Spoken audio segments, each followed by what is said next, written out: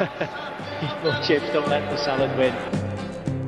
That's the message in terms of nature of the food maybe that we consume in Wales. Oh, in Wrexham town they say there's a team that likes to play association football with precision. On the terraces they call, come on Nixie, hit that ball, and we're off to the second division. Oh, we'll see the Reds with me, and you will swear that you will see the vision. Top of Division 3, led by Arno Litti, we're off to the second division.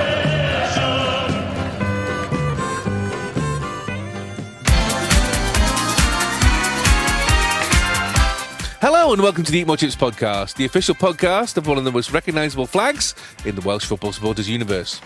No Daz this week, as he's having his annual sideburn realignment, but he has dialed it in, unlike all the other weeks when he usually dials it in. But in a week when famed wax museum Madame Tussauds London unveiled its latest recreation of one of Britain's most beloved icons, a sausage roll from bakery chain Greggs.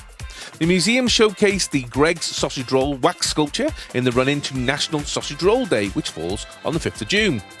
For a limited time only, the beloved British classic has secured a top spot in our Baker Street Attractions cultural capital zone, alongside the likes of Sir David Attenborough, Stormzy and William Shakespeare, Madame Tussauds said in a news release. The only time you'll ever hear those three names in the same sentence.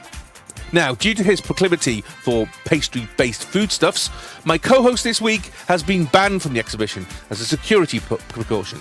Mind you, not the first time he's put something in his mouth, expecting one thing, and ending up with something completely different. It's Jamie. I'm not going to lie, right? I probably would give it a little lick if I went, just if it's a Greggs sausage. If it looks like a Greggs sausage roll, I probably would give it a little bit of a lick. I've seen the pictures. They asked you to open it to unveil it. No, they didn't. Given how many Greggs sausage rolls you eat, I'm surprised they haven't called you to do the ribbon cutting. They're not as good as they used to be. Greggs sausage rolls. They changed the recipe about 3 years ago. They're not as good as they used to be. The pastry's not the same. Anyway. Well, as mentioned, Daz is in that there London this week, but we couldn't do the pod without him, as contractually he has an appearance bonus and the tight card he get is not willing to give it up.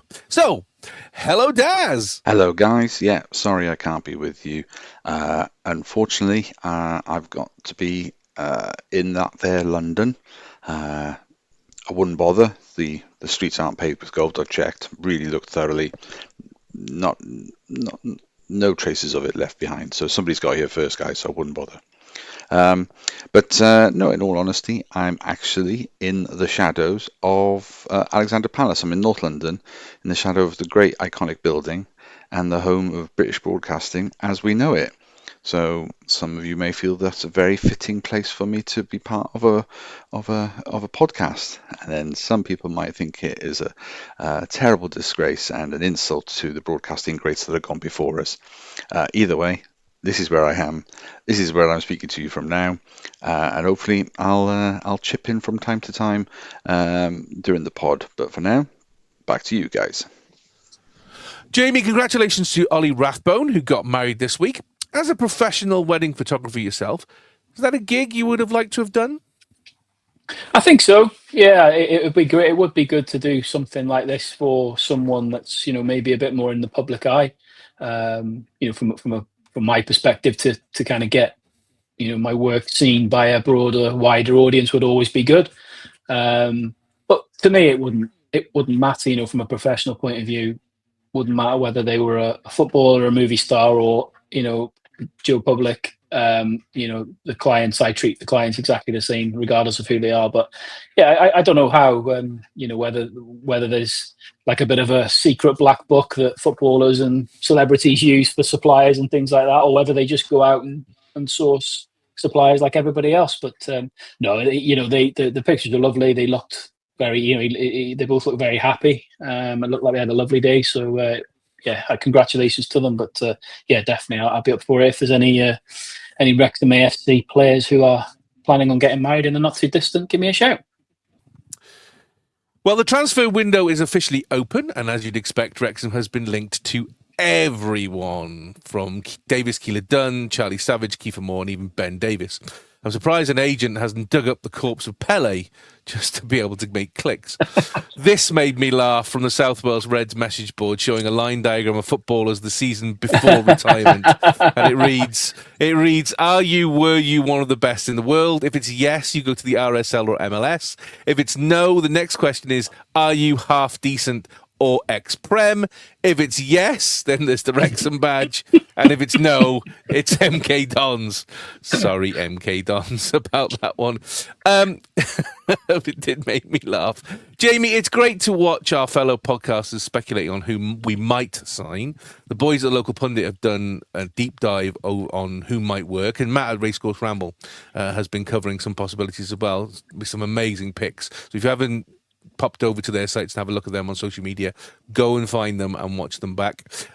Jamie, I'm not going to speculate, as I'm only really interested on who is signed on the dotted line, as I get excited if players are linked with Wrexham and then massively disappointed when they turn their back on us and don't come. Phil Parkinson and the team have had a decent track record over the last few seasons, with very few players brought in that haven't really worked. But looking at the names that are swimming around the town, how do you feel Wrexham will pitch for players? Will they play it safe, or do you think they'll go ambitious? It's impossible to say, isn't it? You know, we're all speculating, and we've all got our own opinion. You know, we've all got the rumour doing the rounds that they've got £30 million to spend. Nobody knows. There's a very small group of people who will actually know the truth. I think if you go back to Mike Williamson, when he was at the FID event, he talked a little bit, didn't he, about it was Sean Harvey at the FID event talking a little bit about transfers, because he got asked the question about the process of a transfer, and he was explaining that obviously your first point of call is free agents, because why wouldn't you if there's somebody available that's a free agent and you're interested in them, why wouldn't you explore that avenue first before you start going down the route of someone that you've got to pay a fee for? I'm sure they've got a list. I'm sure they've got a list of players they want to go after. Like you, I try not to get suckered in now. I used to, 18 months, 2 years ago, because we've been starved of this for years. But being linked with players, it's never something that we were ever used to. All we were ever used to was seeing players leave. And then a one-legged man coming in as a replacement, and that's pretty much what we're used to. But it's crazy now when this, the transfer window comes around, and we're actively talking about who are we going to sign, how many are we going to sign, how much are we going to spend. Not very, very rarely do we talk about who are we going to sell, because that's not really something that we've done. But I used to get suckered in 18 months ago. I used to get suckered in. I'd see a name and I'd think, oh my God, here we go. But I've sort of desensitized a little bit to it now. I try to take it with a massive pinch of salt. I mean, the problem is nothing would surprise me anymore, because things in the past that I didn't think would ever happen, and they happened. Christian Eriksen was mentioned this week. And I mean, look, to me that seems unbelievable and completely unrealistic. He's just finished a 3-year contract at Man United. Chances are he was on 100 grand a week. He's still a capable footballer, and he could probably still do another 2 or 3 years at a club. But I can't believe we're shopping in that aisle. But never say never. Never say never. I've learned, if I've learned anything over the last few years, it's never say never. But I try not to get too giddy about anything until it's actually announced. I have to be honest, I did it when the Ben Davis rumor dropped, because that to me would be my life, phenomenal.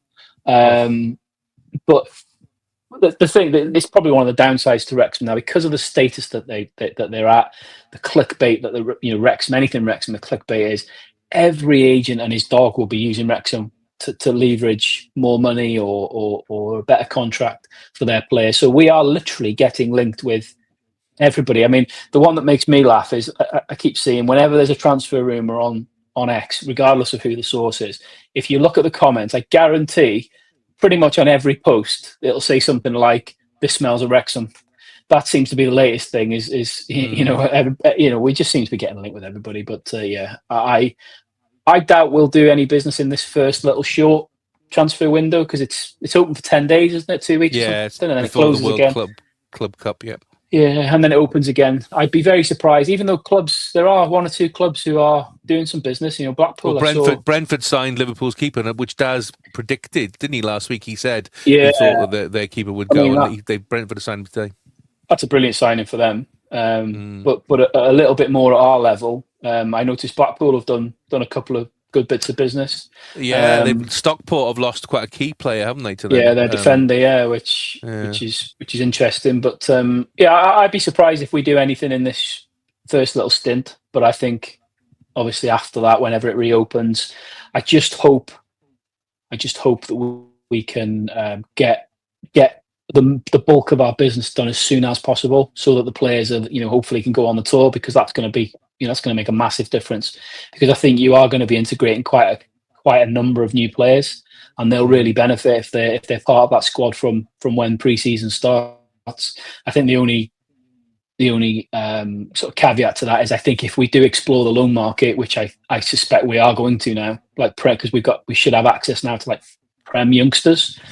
I think that's more likely to happen towards the end of the window, because I think obviously those players will go on their pre-season tours with their clubs, and then the managers of those clubs will probably make a call whilst they're on the tour and say, all right, Johnny Flash is a really good player, he's got a really good future, but he's probably not ready for my Prem squad this season, so let's send him out on loan somewhere. So I think if we are going to do any sort of loans for sort of Prem players, I suspect that's going to be more towards the latter end of the window. But yeah, so hopefully the time will tick by very quickly.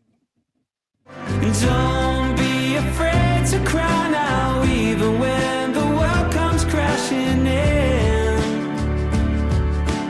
Don't forget to sing when you win. Welcome to Wrexham Season 4 rattles along with Episode 4, just dropped, entitled Built to Last.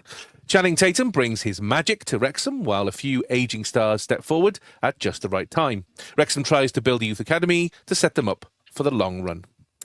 Jamie, a really powerful episode that really resonated with me, this one, to the point where it had me in tears at one point, I have to be honest.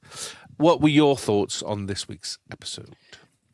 Yeah, another really, really good episode.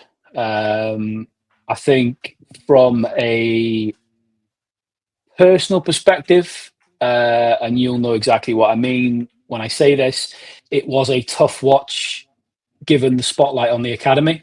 Obviously, I'm not going to go into why, but you and I both know why that is. So that was quite tough to watch that part, but also obviously it was nice to watch that part, because it was good to see the academy getting some visibility, because obviously it's something that previously hasn't been covered on the documentary, and it's good to get a little bit of insight into what we've got, what we're building, what we're looking to do, and in particular, the Tom Kelly and his family that they featured, he came across really, really well for such a young lad.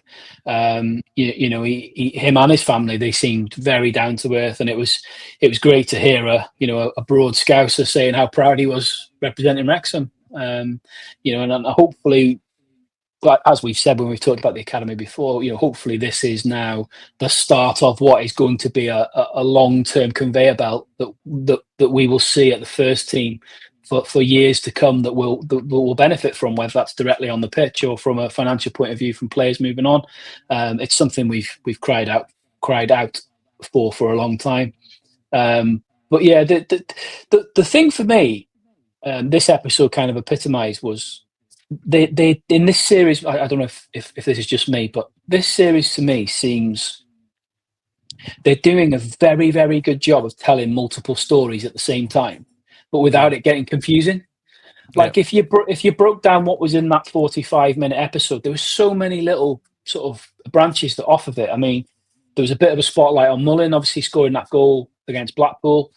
Really interesting because obviously they just put a little bit more spotlight on Mullin. It'll be fascinating to see in the rest of the series if they acknowledge obviously the difficult season he had, which was interesting. Like you said at the start, the Channing Tatum stuff, that was funny to see that. I want to say crazy, but it's not anymore, is it? These things are just normal.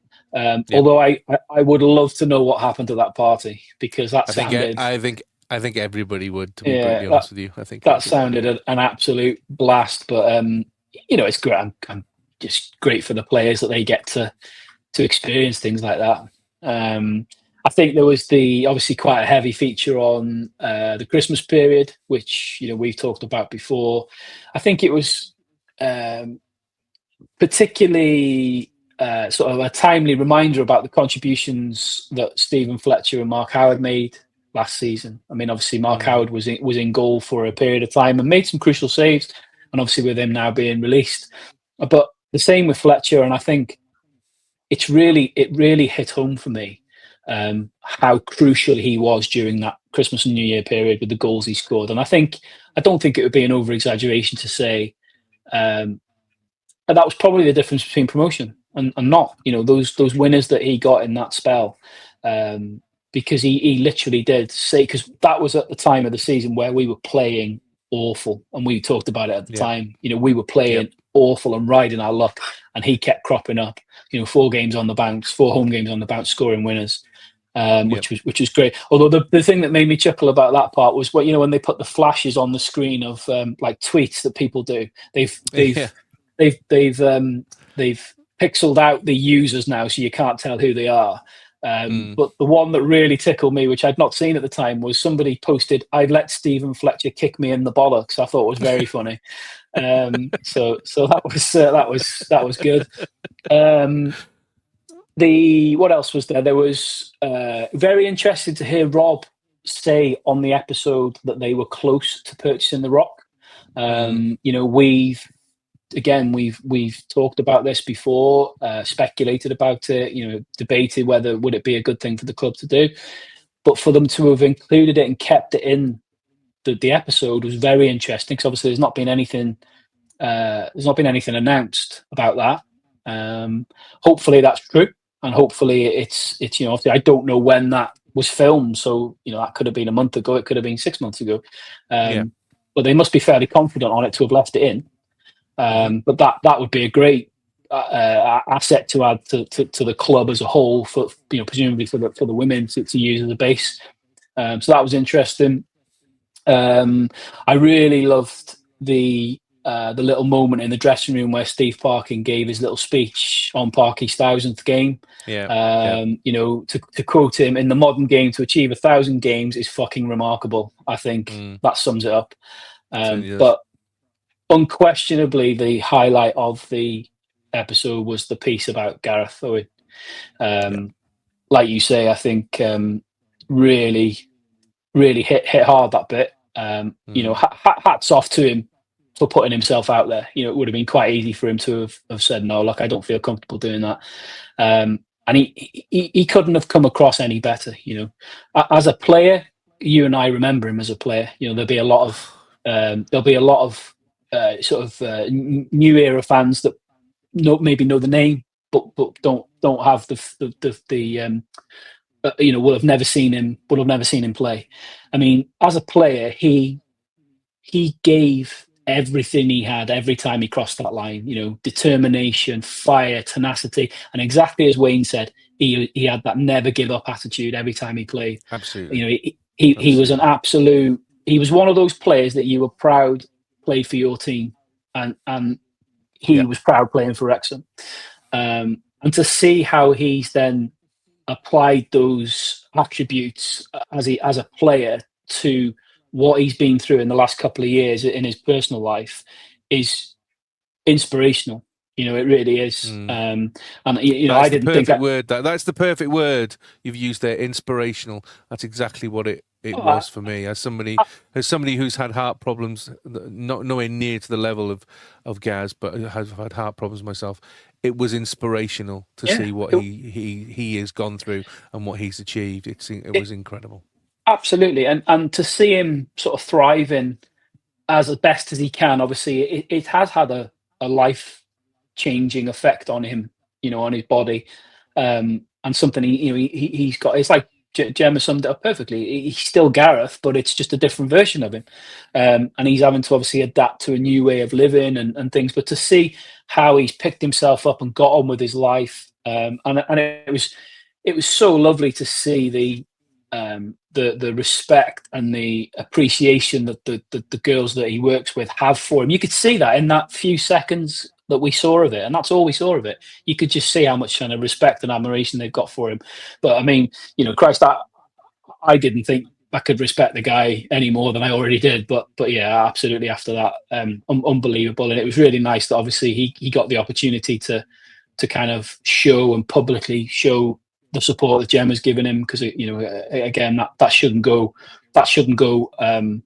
unrecognised, because you know a little bit closer to it through your wife and stuff, but how much how much it's impacted her life as well. So yeah, It's one really, of the things that you don't really get when you have a heart attack. Everybody thinks it affects you as the individual in your life, but it's the wave that spreads out amongst the family is the thing, and how it affects everybody else.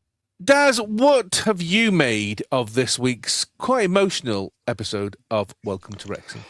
So after the Disney FC episode, where a lot of people I read didn't quite enjoy that as much, and yet there's plenty of you hardcore fans that have bought into the idea of mocking the naysayers. They quite enjoyed that episode, so it's been quite polar. So it's quite interesting then that this episode 4 has become perhaps a little bit more of a return to football, and actually a bit more football footage, looking at all the different levels, whether it's the season pros, whether it's the women's game, whether it's the youth academy. So there's a little bit more emphasis on football, but it was it was good. It was a real insight.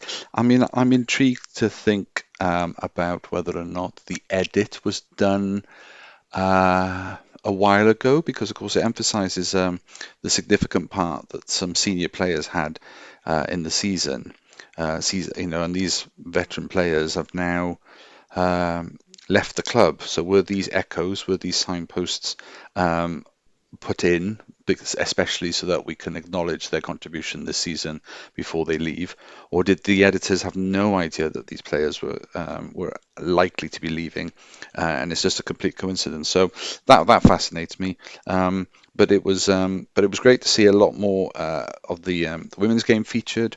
I appreciate that they had a really tough time, so it was important to recognise that difficulty, because it'll make more of a difference then when we credit their U-turn and their improvements up the league during the season. But I suppose the other really moving part of the episode for me was watching and listening to Gaz Owen. I suppose I'm not as informed and as well read as you guys about the day-to-day running, so I missed a lot of the fact that Gaz was unwell, and having heard and spoken to him on our pod when he joined us, he and Gemma joined us, before the stroke, I guess.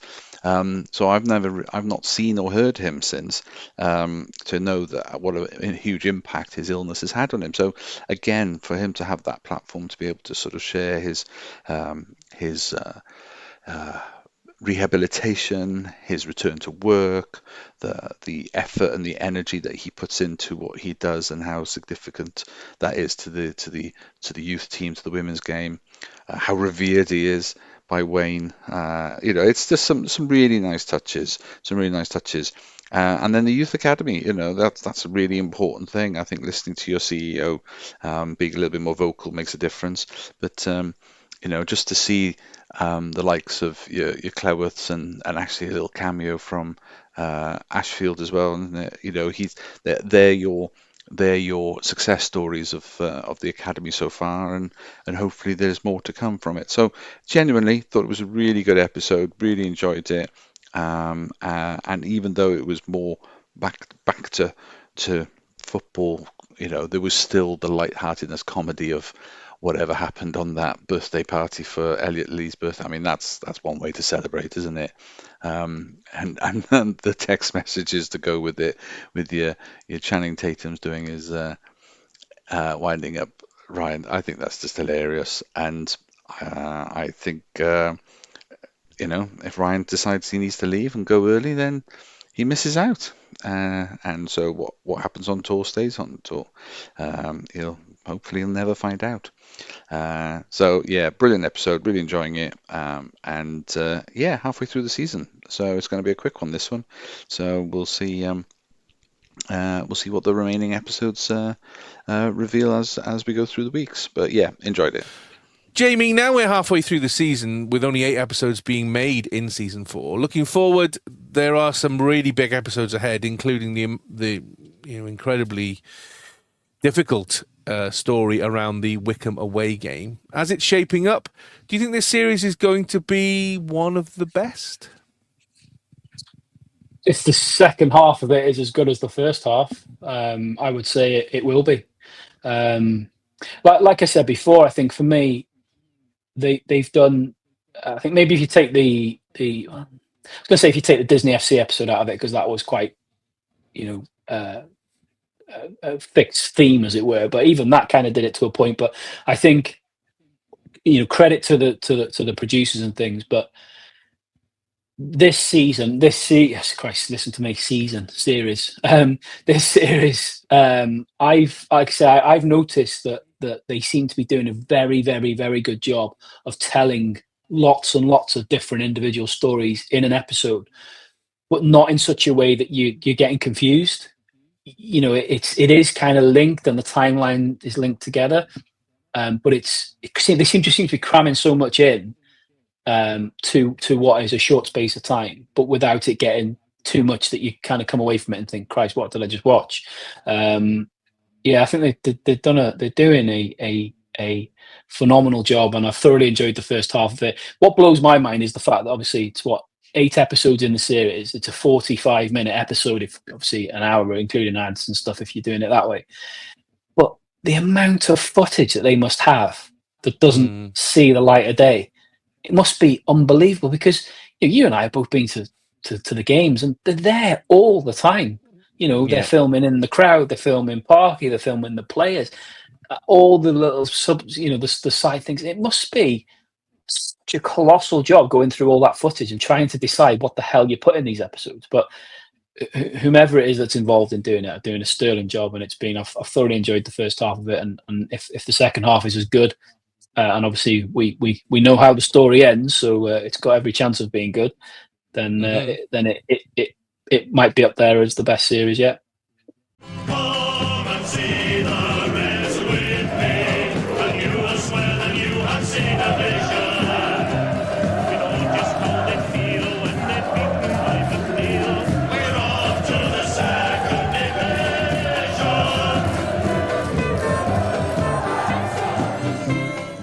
Cymru Women travel to Northern Europe to the penultimate game of this year's Nations League to take on Denmark Women. Rhiannon Wilkinson made 5 changes from the fantastic 1-1 draw versus Sweden in April. Olivia Clark in goal for Safia Middleton-Patel. Gemma Evans, Maisie Davis, Josie Green in for Rachel Roberts. Ella Powell and Harrod James Turner. Hayley Ladd, Lily Woodham in for Esther Morgan. Kerry Holland for Rachel Rowe. Jess Fishlock for Kerry Jones. And Elise Hughes. Like all the other games of this campaign, Cymru had to weather an initial storm as Denmark battered the Cymru defence for the first quarter, not helped by Maisie Davies having to go off with an injury after only 5 minutes. Denmark stretched the Cymru backline, hitting the crossbar at one point, but it was Cymru who came the closest when a goal-mouth scramble led to Jess Fishlock toe-poking a slow-rolling ball that looked to cross the line before being cleared. Now, there was no goal line technology on the night, and the Portuguese referee deemed it not to have crossed the line and disallowed the goal. Cymru went into the break 0-0, but it didn't take long for Denmark to score just after the break and then sit back and defend the lead, causing Cymru to take more and more chances to try and get back into the game. But unfortunately, the game ended with a 1-0 defeat, which relegated Cymru back to Nations League B in the next campaign. Daz, another tough 1-goal loss and the inevitable relegation. We'll talk about the goal that wasn't. Oh, I was angry in a sec. But what did you make of the rest of the game? So we've been saying for quite a few weeks that the improvements Cymru have made this year, this campaign has been huge, and a huge significant improvement across all areas, whether it's defensive, goalkeeping, whether it's the midfield, engine room, or whether it's the finishing in front of the goal. I think all departments have improved, and this campaign, having had so many games only lost by one goal, whether it's 2-1, 1-0, has shown that Cymru has the potential to compete and the potential to at least put in the fighting spirit needed to impress at a major tournament, and that bodes well for the summer, I hope. But I suppose if we're going to look at any of the games in this group campaign, this one feels like the one that could have been the result, the scalp, the sort of, we're talking about all of these teams being much higher ranked teams than Cymru, and we're still struggling to beat these top ranking teams, and for us to have had a really competitive, I mean, admittedly, yes, the first 10 minutes or so we were a little bit rattled. It took a little bit of time to compose ourselves. It probably doesn't help if one of your young starlets goes off injured very early on, and we just hope that Maisie gets well soon, and hopefully it's not too significant an injury. But if you begin to have to restructure and sort of adjust your formation already within minutes of the game starting, then that's probably not something you planned for, but it's something that they did well to adapt. Yes, Denmark had their moments. They hit the crossbar. I think with some more clinical finishing, they should have and could have been ahead in the early minutes. But then we began to settle our nerves, a bit more composed, and actually started playing really, really well, taking on Denmark a little bit more, and not being a team that historically might have just gone for the low block and defend, but actually, a good passage of play leading to a potential goal opportunity. And yes, it didn't go in, but it's the intent that was really exciting. And I thought they did really, really well with some good last minute blocks or last second blocks, and Olivia Clark having a good couple of moments as well, stopping a couple of shots as well. So I think it was a really good first half. Second half, I think they scored their goal very early on, and it just goes to show how you drop your guard, you lose your focus for 1 second, and a quality player like Harder, who I think is Denmark's highest capped player, or certainly up there with the goal scoring numbers as well. She is a Danish legend, and it's like giving Jess Fishlock the freedom of the park. You just don't do it, and we gave her too much space, missed the tackle, second guessed a couple of her, there was some good movement, but actually it was down to some basic defending errors personally, and she got a good shot away, and we're 1-0 down. And I just think that was a, you could say that was, on reflection, probably the score that it merited for the overall play, but I think in that moment there was no reason to suggest why Denmark should be ahead. I think Cymru had done enough to be, in the mix. Second half after that, though, it was always going to be hard, because we knew we had to chase the game a little bit more, because a defeat was going to mean relegation, whatever happened. So we knew we had to make more of an effort of it. some noticeable then improvements, and some and Hannah Kane coming on looked really good, and and sharp in front of goal. So that hopefully bodes well then for the summer. But yeah, it feels like a disappointment, if we're going to be truly honest with ourselves, that the ending up at the bottom of the group at this stage without actually getting the wins that we're hoping for. That's hard, but I think that, again, we keep saying this each time they play. The takeaway from all of this is that we're closing. We've closed the gap. This is a team that we'd have lost 4-5-0 historically. So to be able to compete with them twice now to 1-goal margins is a real indicator of the improvement.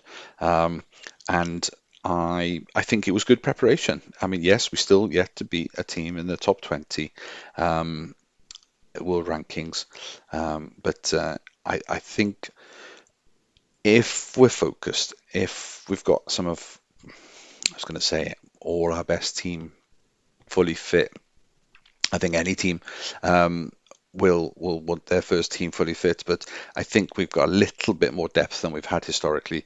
So I think on our day we could compete, but we've just got to make sure we remove those errors and those mistakes. So lessons learned, hopefully in time now before we go off to the major tournament next month.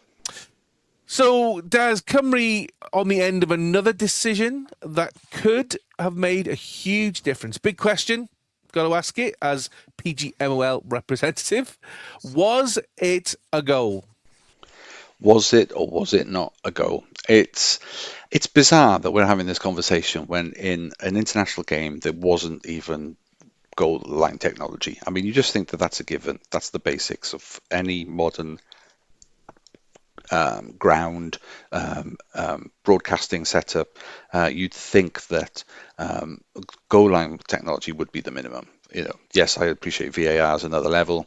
So how that's not in place, and I did not know that it was at the discretion of the home team to decide whether or not it was in play or not.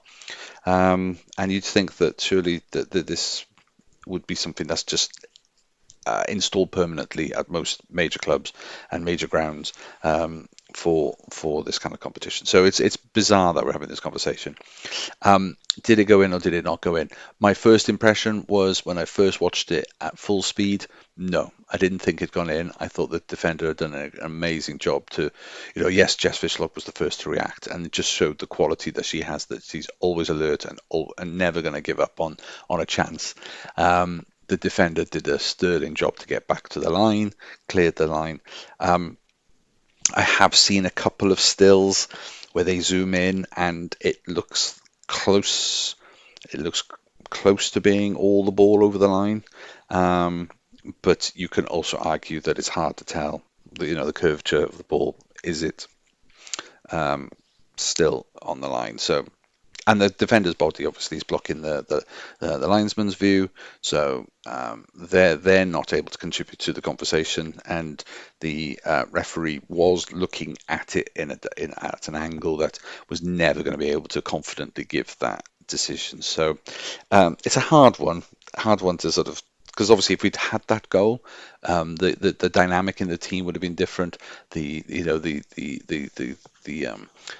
The tactics then change a little bit when you're holding on to a lead. We've not done that for a while in that way, so it would have been a good exercise for us to try and practice keeping hold of slender margins like that. But so to miss out on a proper good training exercise in that way, and it's a shame, or to potentially have put us in a position where we go on and win the game. I think it's a tough one to take, but I'm not convinced or conclusively 100% sure that it was a goal. But I have seen them given, and I suppose that's why we need the technology. So yeah, keeps coming back to that point. Why are we having this conversation? It should have just been there from the start. Jamie, are you surprised in this day and age that at this level, goal line tech is now not automatic? I am flabbergasted by it, to be honest with you. Honestly, I mean, I didn't see the game live, saw the highlights, and I saw your kind of fume over it. That's an But understatement. I couldn't. When you asked that kind of rhetorical question, I think online you said about no goal line technology. I very nearly replied saying, "Are you sure?" Because it's blown my mind that and to me, there's a real question that should be asked. That should be asked there because this is international football. Forget the gender. Right? That's irrelevant. And League A international football. It's the top division of international football as But well. It's not, but friendlies. even if this was a friendly, this is international football, and it blows my mind that they haven't got it. VAR I can understand because there's a lot more infrastructure and technology that needs to go with that. But I was flabbergasted that there was no goal line technology at an international game. It would be interesting to get an answer why there isn't. I can only assume the only reason I can think is whose stadium was it that they played in? Do you know? It was in Denmark Stadium. So Odense. the only thing I can think of is obviously if you think of the Kairos, for example, this season coming up, they're going to have to whatever they need to install for the officials to hook up to goal line technology. They're going to have to do that because it's a requirement Yes. in the championship. So the Correct. only thing I can think of is that whatever team plays at the stadium they played this game at, there isn't a requirement in the league they play in for them to have goal line technology. That's the only thing I can think of. So the official rule is, it is down to the FA of the country if they want to put it in or not. There is no stipulation that you have to have goal line technology in an international game. It is down to the individual football association of the host country. Interesting. It is interesting because, like I say, we're talking about international football here, and the fact that isn't standard is quite. To be honest, I mean, you've put obviously for visual watchers, you've put the screenshot there of literally of the ball crossing the line. That's I know angles were fairly limited. I did see a couple of replays, and there were probably a couple that were slightly better than what we're looking at there. It did look over the line, I know, and it is really hard. It is really, really difficult because, I've seen sort of drawings of this in the past where there's all this whole debate about, corners, for example. And the problem is that you can look at a ball on the line, whether it's the D of the corner, the penalty spot, or the goal line. And you can look at a ball from one direction, and it looks, for all intents and purposes, like it's over. But then if you look at it from another direction, because obviously it's a round shape, you get a different perspective. So it's one of them. It looked over the line, but the bottom line is, if there's no goal line technology, if the officials aren't sure, they can't give it. And when I watched it back, a couple of times, once I'd watched the kind of incident on the goal line, I then looked across to see where the lineswoman person was. To be fair, I think she was in a decent position, but I think she got caught out a little bit because obviously the ball went towards the goal, came out, and then went back towards the goal. So if you watch what her movement, she went kind of followed the ball to the end of the touchline, then started coming back, and then had to quickly go back again. So she was possibly a little bit out of position. But even if she was dead in line with it, I'm not sure she would have been able to see it anyway. Because she's got the referee's assistants have got enough to watch as it is, because they're watching offsides, they're watching for fouls in the box. They've got enough. The idea of this goal line technology is even though it's quite expensive, it's a fairly simple thing. It's cameras directly above and on the diagonal to the goal line. So it's very, very simple from you put all the angles together, and you get a 3D representation of where the ball is at any point in time and space. It's actually like you say, compared to VAR and things like that, and this new AI-based offside, it's very, very simple. Which is like you. I'm kind of like, well, then why aren't we doing it? It's one less thing that the referee's assistants have to worry about. It makes perfect sense to me. And for me, it could have made a big difference, couldn't it? It could have made a big difference. There's no question then, is there? No. Of course it could, because at that point, it's 0-0. It's still 0-0. It's quite early on in the game. But something like VAR, I'm not a big fan of VAR, because I've watched a lot of Premiership. It's in there, and I don't like the delays. That's, for me. I've seen so many games where a goal's been scored. Limbs. That's one of the best parts about going to the football, is a goal being scored and celebrating. And I've seen so many goals where players have celebrated, fans have celebrated, and then 60 seconds, 90 seconds, 2 minutes or not and beyond, waiting for them to check if the kneecap was offside. And I get there's obviously a lot of money involved and at that level, and they've got to get it right. But ultimately, when you are with VAR, when you are still in a situation where there is a human who has to make the final decision, there's still margin for error. Goal line technology should be fairly straightforward. Like you say, it's a camera. It's a camera. Instant. Cameras, censoring the ball. There's no if or maybe. It's either over the line or it isn't. And it's been in sort of the top level of football for years now, and there's no arguing then, is there? Because the problem is, it sends a signal direct to the watch of the referee, yes or no, straight away, and so there's no ambiguity, exactly. There's no delay. As soon as the referee feels, in fact, they didn't even have to look. As soon as the referee feels the wrist buzz, they blow the whistle and give the goal. Yeah, that's how simple it is. Technology like this is supposed to take away the ambiguity. Christ, easy for me to say. Ambiguity, mate. Contentious decisions. That's the one. Yeah, you know what I meant. It was beach. Yeah. Hey, look, that was auto spelling.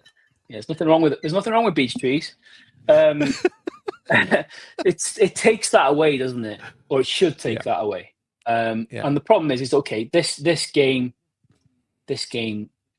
Okay, it was a competitive game, but it's not like there was anything huge riding on this. But if you then relay this back to something where this could be the difference between somebody getting promoted or relegated, or this could be the difference between somebody qualifying for Europe or not, this could be the difference between somebody getting to the final of a cup competition or not. In this day and age, there shouldn't be a question mark, and particularly at an international level. I was gobsmacked that it wasn't included, and for what it's worth, I think it was a goal, but obviously we'll never know for sure. Cymru Women returned home for the Dead Rubber versus Italy at the Swansea.com Stadium. Sophie Ingle has returned to camp to work on her long-term knee injury. An uncapped ex-Cymru under-19s captain Amy Richardson was called in to replace Maisie Davis as she's waiting for scans on her injury. Rhian Wilkinson made 4 changes from the Denmark game, with Alice Griffiths, Rachel Rowe, Hannah Green and Carrie Jones coming in place of Maisie Davis, Ella Powell, Jess Fishlock and Elise Hughes. 4 first-half goals from Italy, 3 from set pieces. Olivia Clark going off injured at the end of the second half. Cymru just went to pieces at the back and reverted to struggling to intercept crosses in the box, something we haven't seen from this Cymru side for quite a while. The second half was better, with a brilliant consolation goal from the legend that is Jess Fishlock, but the damage was done. Cymru go down to a 4-1 defeat and end the group without a win. Daz, ouch, is all I can say. Not the game you'd really want a month before the Euros, that's for sure. What did you make of this game? Ouch, indeed. After bigging up the team with their improvements, game on game, competing, being in the mix, even though some of the teams probably could have beaten Cymru by more than 1 goal, by staying in games as long as we had done, we'd given questions. We were giving the questions to the opponents. This was, for all the steps forward we've made, this was a huge leap back to the darker days of Cymru Women's performances under previous managers. This is Wilco's worst result yet as manager. I guess, is it a good thing to get it out of their system now before you go into your first major tournament? I have no idea if that will come to bear, but it's certainly a timely reminder that against a decent side, if you're not up for it, then you're going to get punished. Cymru were lacking their urgency, they were lacking that tenacity, they were devoid of ideas. I mean, maybe, the best of Cymru's attacks were coming down the right-hand side with Rowe and Kerry Holland, interlinking and making some potential gains. But generally, I would say the team underperformed. I think there was a couple of okay, you could say like maybe the first free kick that Lily Woodham gave away was dubious, but you still have time to position yourself and set yourself up to defend a set piece like a free kick. And there was a lot of bodies in the box, and as much as Clark came to try and take command of the situation, missed the ball, there was just a lot of defenders ball watching. The Italians were the first to sort of properly respond, and hence why a goal down. There was goals far too early in the game as well, so the heads are down, energy's lost, and it felt like a real struggle.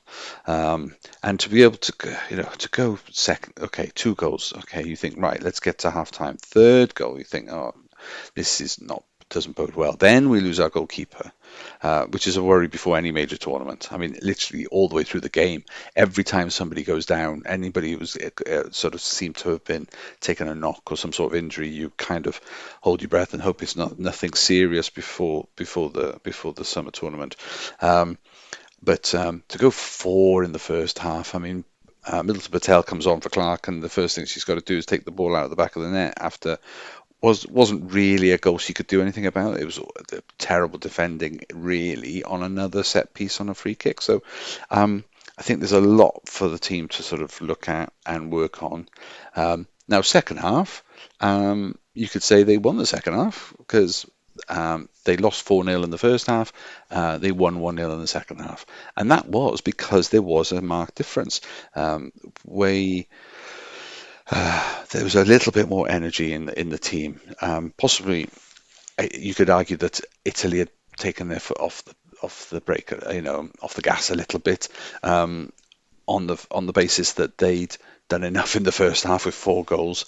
They could sit on a very comfortable lead, but they were still trying. There were still some goals still in that Italian side, but there were some goal opportunities within the Cymru side as well. I suppose the underlying sort of good news was they managed to get a bit more game time into the legs of a few key players, particularly Jess Fishlock coming on as a sub, which was good, so that we could again sort of get a bit more match fit, ready for the tournament. And if you consider the amount of time she was on the pitch for, what a cameo performance to come on and score the goal of the game, probably the goal of the group, to spot the goalkeeper. I mean, we weren't even miles away from their line, but they were out enough. And anybody else would have picked that ball up, intercepted the ball the way she did, and would have driven at the defenders, which is absolutely what you're supposed to do. But she's got the awareness, has got the vision, sees the goalkeeper marginally off her line, and it's not a lob, it's driven perfectly over the height of the goalkeeper, and comes in off underneath the goal, the crossbar. I mean, it couldn't have been any better. Any lower, the keeper might get a finger to it. Any higher, and it goes over the bar. What a goal! It just shows the quality that she's got, and we've got to keep her on the pitch for as long as possible if we're going to do anything in this tournament. So yeah, injuries are going to be a key factor going now into training, into the next sort of pre-tournament camp. It was good to see a couple of other returning players on the bench, or at least in the squad training. Sophie Ingle looks like she has returned to fitness just in time, probably not match fit, but certainly over the worst of her injury. So that's a positive. So there were things to take away from that, but ultimately, this was a step back into the dark days of women's football in Wales, and I think the team would have been devastated. And it, like I said at the beginning, is it good to get this out of their system now straight away? Probably yes. Gives them some clarity, gives them some thoughts and a reality check before going into what hopefully will be a very exciting period for football in Wales, but not if they play like that. So lessons learned. Let's go forward. Let's be positive. I think the team will definitely learn from this. Jamie, Cymru fell back into the errors we saw in the last Nations League campaign, where the defence at times was an absolute shambles. I mean, do you think this will hurt them leading into the Euros in a month's time? Was this a bad way to go into what is going to be an incredibly difficult competition for Cymru? Yeah, it's not the best way to play. The game that's going to take you into the Euros. And like we've talked about the group that we're in, we're coming against. You couldn't have handpicked a more difficult group. It's not, like I say, it's not ideal preparation. And I think if it was a defeat like the Denmark game a few days before, I don't think that would be as bad, because that was a fairly even game. Okay, we lost the game, but there was the contentious decision that we talked about before with the goal over the line. But overall, during that game, it was fairly even. We created some good chances. They created some good chances. And I think if your last game would have been losing on those terms, it wouldn't have been as bad. This has got the potential to cause some real kind of mental scars, if you like, because, like you said in your intro there, it was defensively, it was a horror show. It was so bad, and something that we've kind of not seen for a while, because they've shown some real improvements. I think with the exception of the fourth goal, which, to be fair, I'm going to give the credit to the attacker on that one, because the kind of the determination she showed in getting to that ball. That's my ball. I'm getting to that. No, nobody's getting to that. I don't. I haven't got as much sort of criticism for that one. But the first three goals were really, really poor from a defensive point of view, and I'm sure Ryan Wilkinson will be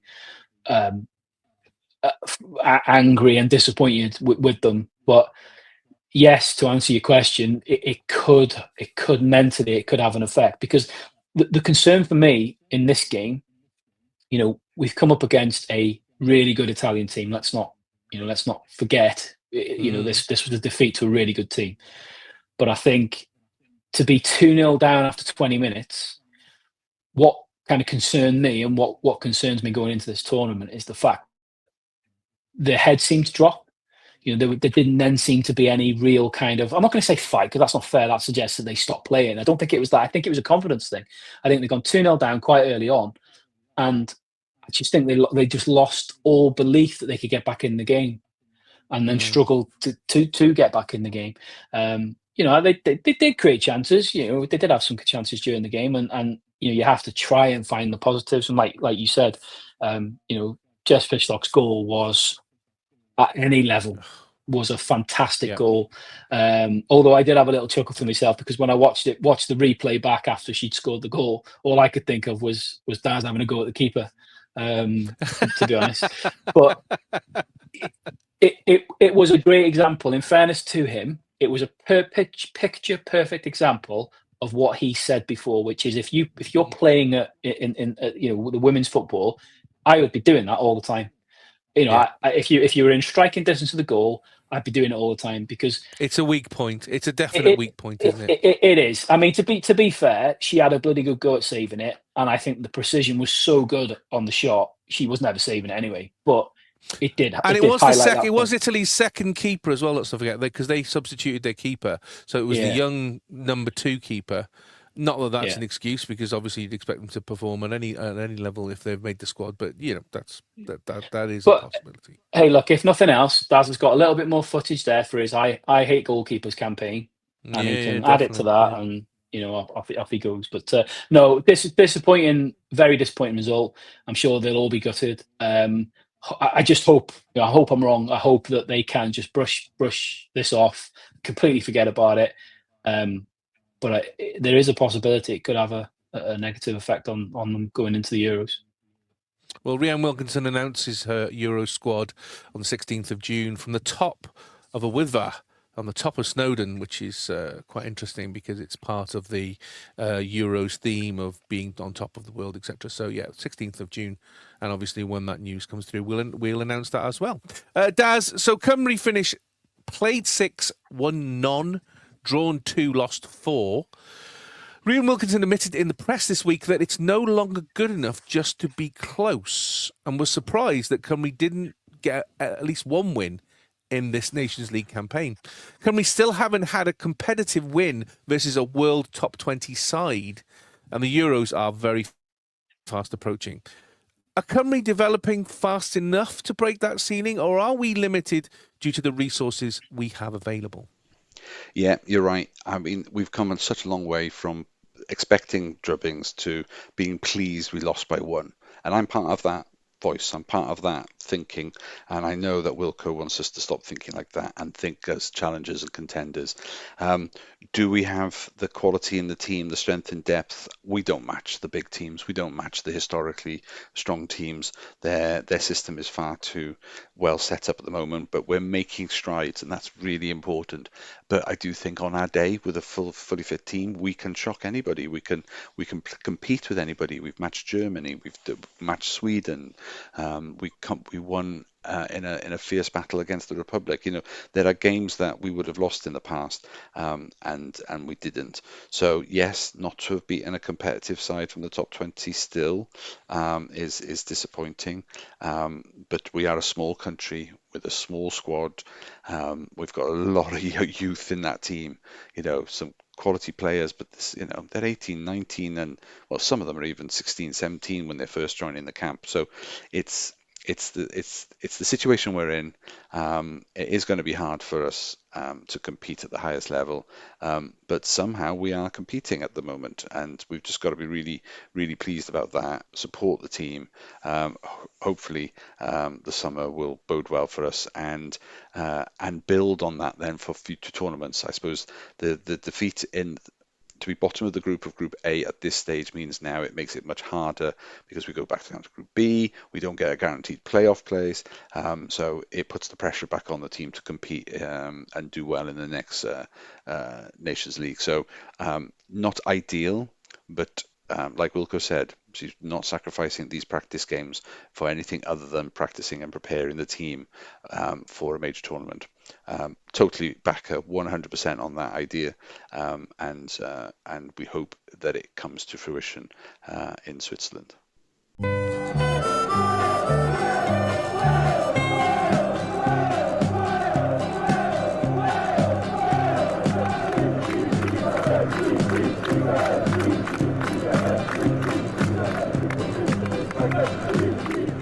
Now, the Eat Chips podcast, it's time for today's newspaper, tomorrow's chip paper, where we catch up on Cymru and Wrexham football news. First up, one thing we didn't mention last week, Wrexham Women took part in the recent Hong Kong Sevens soccer tournament, the first women's club from outside of Asia to do so.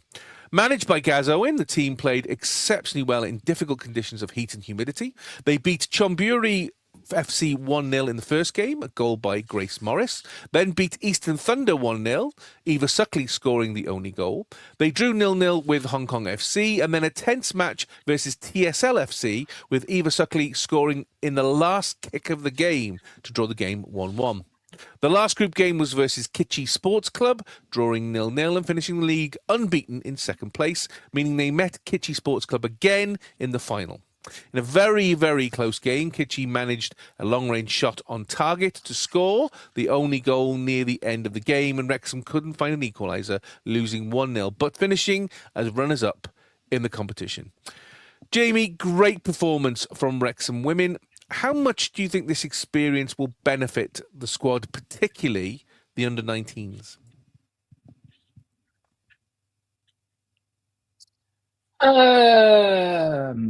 I don't know how much it will benefit them from a footballing perspective, similar to the TST, it was a very very different format of football than what they play sort of day in day out and weekend to weekend.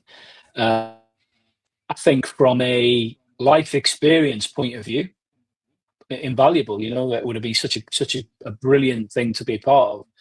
I think it was very much an unknown, wasn't it? You know, obviously we knew nothing about it. We knew nothing about the level of competition. We knew nothing about the tournament itself. I have to be honest, I didn't see any of the games. I saw clips and things online and things like that. But I think all I was a little bit nervous about before we went was obviously when the ladies went last year to the States to do their own pre-season tour alongside the men.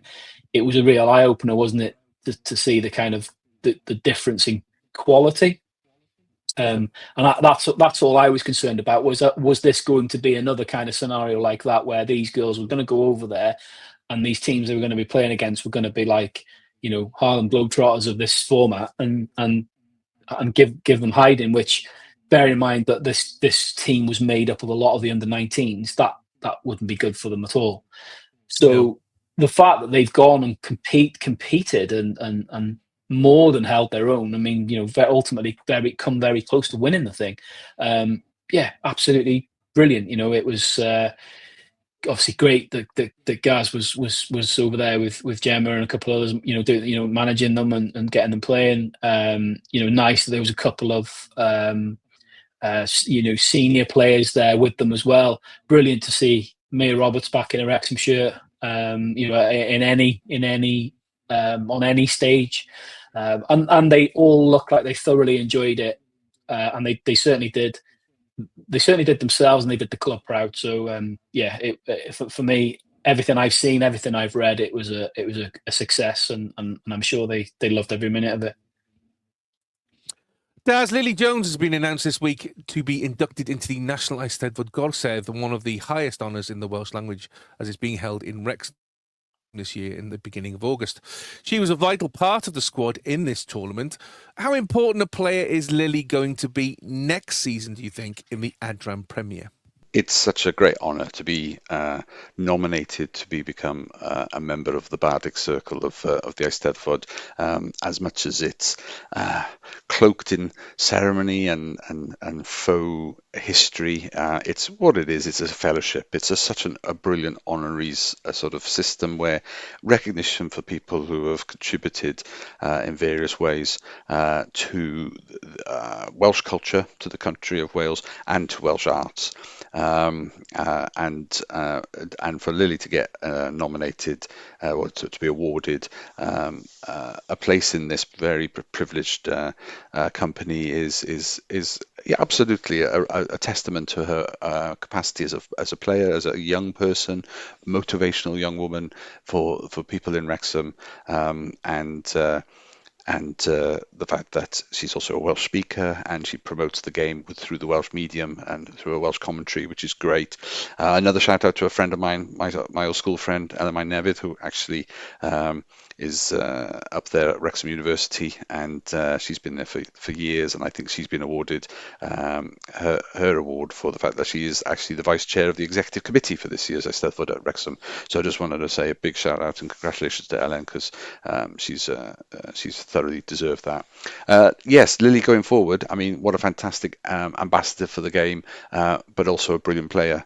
She's been pivotal to dragging the team through the lows and trying at least to make a difference in the middle of the park when the games were perhaps not as in control. She was the one that was trying to make that difference, getting the ball up to it done, and making goals happen in one way or another. Some speculative shots as well, some good finishes. So she's going to be really, really important to the team. And one of your own, and there's nothing better than having one of your own in the middle of the park in such an influential position. Matty Jones has announced his Cymru under-21 squad for the friendly against Norway in Spain. Jones has named a 21-player squad for the trip to Malaga, where Cymru will face Norway on Friday the 6th of June at 3 p.m. BST. Lewis Benjamin, Joel Cottrell, Cian Ashford, Kai Andrews, Sam Parker, Dylan Lawler, Rhys Thomas and Louis Giles were all called up to Craig Bellamy's senior training camp earlier this month and are selected by Jones for this game. Benjamin Cottrell, Ashford and Giles are among those included who already have experience at under-21 level, while there are also 12 uncapped players named in the squad. Matty Jones' side will look to build on a positive March window where they recorded a 1-0 victory against Andorra and a 1-1 draw with Sweden in Spain. The clash against Norway is Cymru's final game before they kick off their 2027 UEFA Under-21 Euro qualifying campaign later this year. They start that campaign with a home fixture against the top seeds in Group I, Denmark, on Monday the 8th of September. There's a large number of players that have been at camp, plus 12 uncapped players, which is a lot for a 21-player squad. The future's looking bright. It does feel like an exciting time for the under-21 squad. I mean, I can't imagine what it's like to be Matty Jones trying to plan for tournaments and games and matches when you just don't know if you've got your best squad available to you, because a lot of these brilliant under-21s are getting called up to Craig Bellamy's senior squad, as you've mentioned, to the fact that you can't guarantee you've got your best squad. Now, what that does do is produce some spaces for up-and-coming promising players to come and backfill. But naturally, we don't have our best squad competing all the time. So the fact that we've got this tournament now is good. It'll be the full 21s and hopefully all of those fringe players from the under 21 senior fringe border, they will be able to play under 21s properly and allow us to potentially to compete at our best. I suppose the question will be, they won't have played together much. And that's going to be a challenge for Matty Jones and his team to sort of gel an unfamiliar squad, lots of, like you said, uncapped players, bringing them together in a short period of time. But, Malaga, why not? Have a nice time once you're there. Good bonding experience. This could be the beginning of some partnerships on the pitch that hopefully will come to fruition as they go into the senior side. So, exciting. So after Cymru Women bow out, it's time for Cymru Men to take to the road towards a possible FIFA World Cup 2026 as they have their next 2 games in the campaign. Cymru have already played 2 games in Group J, beating Kazakhstan 3-1 at home, then drawing 1-1 away at North Macedonia, putting them second in the group. First up this week, they take on Lichtenstein on Friday the 6th of June at the Cardiff City Stadium, kick-off 7:45 p.m. BST. Lichtenstein are ranked 205 in the world and have only won 1 game in the... You think it's bad for us. You think, when we look at it sometimes, just listen to this. They've only won 1 game in their last 46 games, which was a friendly versus Hong Kong. In the World Cup qualifiers... How do you, as the manager, what the hell do you say to them before you send them out for a game? I don't What know. do you say to them? Try not to lose by too many. I think it's the only I think for thing me, you could say. I'd literally just stand there and go, I've got nothing. I've got nothing. Just go, I've got nothing. What the hell do you say to them? Christ. I don't know. It must be horrendous.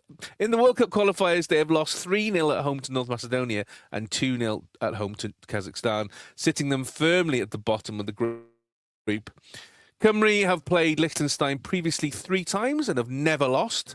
The last game in 2009 was a 2-0 win when John Toshak was in charge. Daz, easy win this, isn't it? You'd like to think this was going to be an easy win. I mean, we're talking about a team so far down in the rankings, currently losing games to teams like Kazakhstan and San Marino, Malta. They're the teams that everybody expects to get the wins against, and Liechtenstein aren't even getting wins against them because they are probably the lowest of amongst this group. Yet they have had draws against Gibraltar, and we know what our record against Gibraltar was recently. So, is that a measure? I'd like to think not. I think really this is an opportunity for Cymru to absolutely dominate the game and make the most of the home advantage and use it as a proper warm-up and competitive game, but a warm-up nonetheless before the more pressing game against Belgium later in the week. So, hopefully with the new Bellamy style of football being more, more pace, more intensity, more bravery on the ball, I think Liechtenstein are going to struggle, as much as I am to say their name. But we also know that we've played against teams like this before where there'll be a low block. And so can we break it down?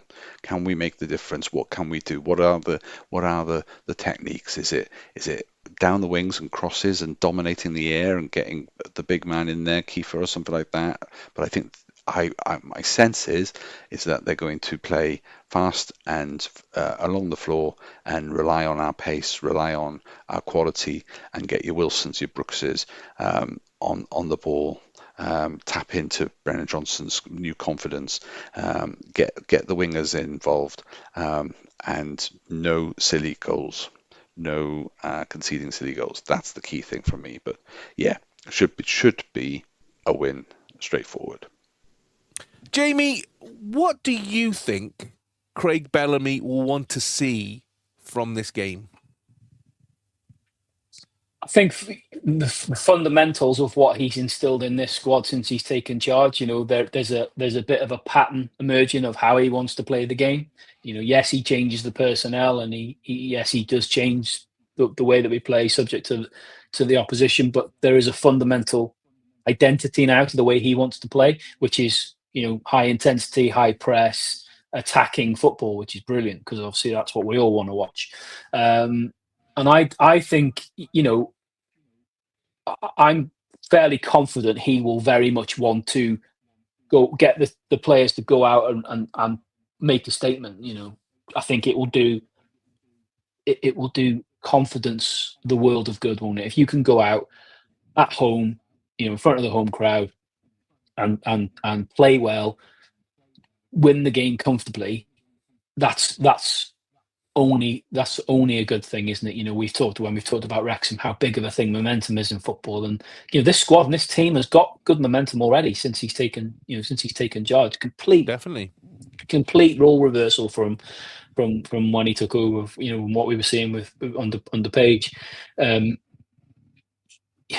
You can never take anything for granted in football. We've watched enough football over the years to know that there's never a given in football, and there's always surprises. But everything would suggest that this should be a comfortable Wales win, and I am from what we are seeing of Craig Bellamy and what he is like as a manager.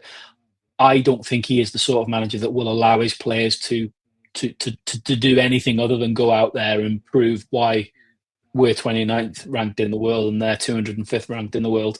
And I think if we don't go and perform very strongly against them, I think he'll let them know. But yeah, I think I would hope. What do I think he will want out of the game? A comfortable win. Comfortable win and a good performance. What do you think the score is going to be? I mean, based on, like I said before, we are a very attacking team now, and we've had games over the last few months where we've scored 3 goals, we scored 4 goals. Like you said, they haven't won a game for however long, and they concede a lot of goals at home. I would like to think at least 3-0. Daz, what's your score prediction for this game? So yes, I think it's going to be a straightforward win. I think my score prediction is going to be in the region of 3-0, if not 4-0. I think we've got all the makings of an easy win, but I think we should dominate the game, and hopefully the goals will come. The game on Friday is just the appetizer for the main event as Cymru travel to Belgium to play the world number 8 side on Monday the 9th, kick-off 7:45 p.m. BST in Brussels. Due to Belgium being involved in other games and campaigns, this will only be their second group game, having played North Macedonia first on the Friday while we're playing Liechtenstein. However, they have only won one of their last 7 games, beating Ukraine 4-3 in the Nations League playoffs. Cymru and Belgium have had a long-running love affair, and I say love affair in quotes, where football is concerned, having been drawn together a number of times in qualification campaigns, including this one. For a long time, Belgium would beat us. Then from 2013, the tide turned with 2 draws, and then the fantastic Euro 2016 campaign, where we beat them 1-0 in the qualifying leading up to it, and then met again in the actual Euros, Cymru coming out 3-1 winners in Lille, France, a night that has gone down in Cymru folklore as one of the greatest nights to be a Cymru fan. Since then, Belgium have won twice and drawn twice against us. The last time a 2-1 win for Belgium in the very same stadium as we're playing on Friday in 2022 in a Nations League A with Rob Page in charge. Daz, mouth-watering this was. This one is, definitely. We used to be scared of Belgium. Are we still? This should be a good one. I'm so jealous of some of the guys that are going out to Belgium to watch this game in person. It's going to be, I imagine, great atmosphere. The Belgians are always good fun, both pre and post the match. But also, it's a great occasion to be at on all accounts. And so, yeah, very envious. And I think, yeah, it should be a good game. I mean, are they? I don't know if we've ever been scared of them. I think there have been periods in time and history of where Cymru have struggled to beat these kind of teams because we weren't that good, And I think since in recent games, we haven't particularly fared too badly. Of course, it helps by De Bruyne and people like that saying that, I think, hasn't he said, that he feels like half his caps have come against Cymru, so that they played so often and that it was getting a bit boring. But I don't think he meant playing Wales was boring. What he meant was that he just, preparing for the same opposition, when actually, it doesn't happen very often that you compete against the same country all the time, unless you're Cymru with Belgium or Azerbaijan somehow. But anyway, I think this is a game that we shouldn't fear them. I think they obviously had a period of a golden era where they were expected to win something, and they haven't quite achieved that. I still don't think they're a horrible, the fact that they've lost some key players, or when they don't have some of their best players in the squad, they're still a decent unit, and you've still got some quality players like De Bruyne. It's Lukaku's scoring in Italy now. There's some confidence, so this is going to be a tough test, especially when it's away in Belgium. So I think we've got a big challenge ahead of us. But I think, again, when the team is playing well, when we've got our fluidity, I think we can score against anybody. It's, can we be resilient and organised in defence? Can Rodon and Ampadu and Ben Davies sort of marshal that back line and making sure that we don't give them the opportunities, because they've got class, they've got quality players who can turn it on and make quick moments of brilliance, and before you know it, we're a goal down. And so we've got to stay on top of that. So definitely expecting a challenging game, a testing one, which is good, and it should be, because they're the seeded team, the top seeded team in the group. So I do think we've got all the potential to get a good match out of this, and whether or not we'll get a result, that's the next step, isn't it? I would be happy to take away a draw. So at the risk of being, a little bit cautious, shall we say, but I could easily see this going as a 1-1 draw. So yeah, that's probably my prediction as well. Jamie, as we are seeded second in this group, does it matter if we don't beat the top seeds?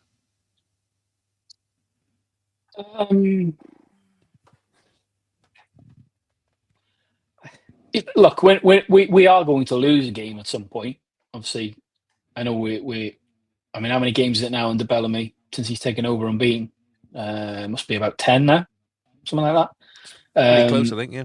You know, we are going to lose a game, and I think Daz called it out recently that you know, this, because of the way he plays, there's probably going to come a time where we come up against a good side and we are going to get a good hiding. I don't, you know, I think utilising, like I said before about momentum, I think trying to capitalise on the momentum that we've got at the minute is what we really want to look for. Like you say, Belgium they have to be respected. They have got some phenomenal world-class players. They're arguably, you know, from an international football perspective over the last sort of 12, 15 years, they're probably the biggest underachievers going when you look at the talent that they've had at their disposal. But you do have to respect them. They have got some good players, and if they can put it together, then they'll be formidable. But I think we have to look at it from the point of view, we have to go into it. You know, you asked us the question about should we be scared. I think we have to go into it with confidence. You know, hopefully we've got a strong result a few days before against Lichtenstein, and we go into it again carrying on with that unbeaten run. But if you look at our recent form, you look at their recent form. I say recent form, obviously, because it's international football, you stretch it over quite a long period of time. But if you look at the results over a period of time, you know, they're not in great form. We're in good form. And again, going back to what I said, I think Craig Bellamy, at the moment, he has definitely got the ability with this squad to get the best out of them. So I think, you know, he will very much want to come away from that game with something. A win would be amazing, but I think just if you can't win, don't lose. So that's I think that'll be his message in a roundabout way. I don't think it's imperative we beat them. There's still plenty of football to play. And like I said, there is going to come a point where we are going to lose a game. That's just inevitable. But I'm not sure it's necessarily going to be this one. What do you think the score is going to be on this one? It's a tough one. It is a tough one to predict. I'm going to say a draw. I'm going to say a 1-1 draw. Come and see the rest with me, and you will swear that you have seen a vision. We know just how they feel when they beat me by McNeil. We're off to the second division.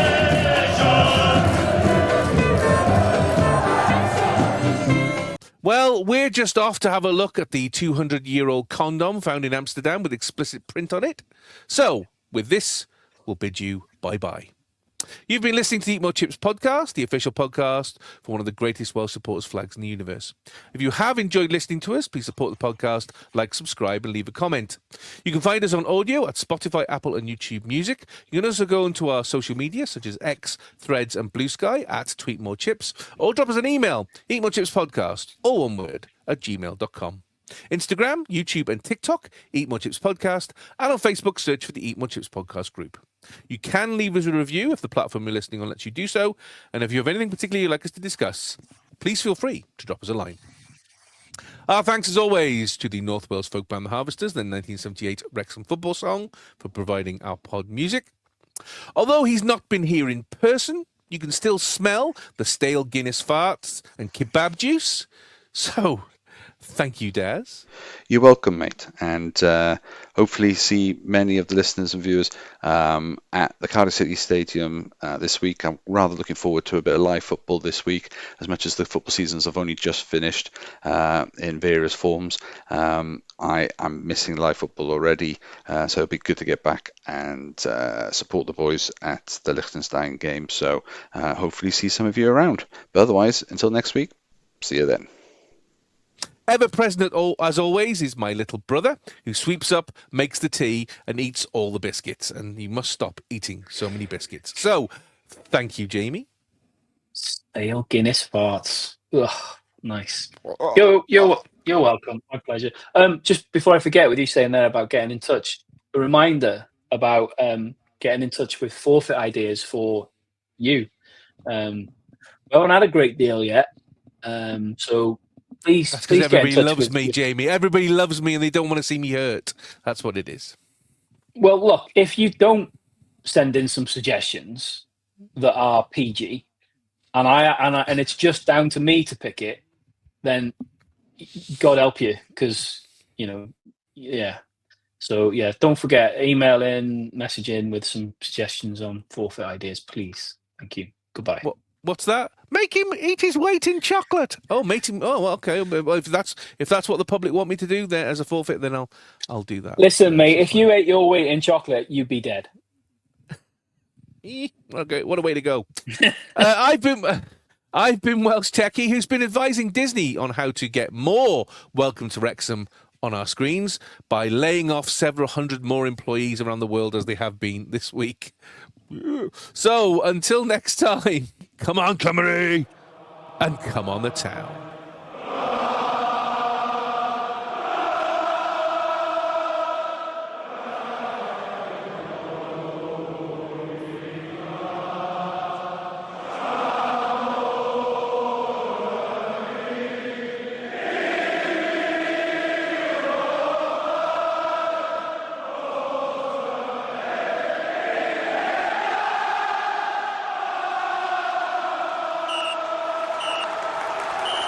Come and see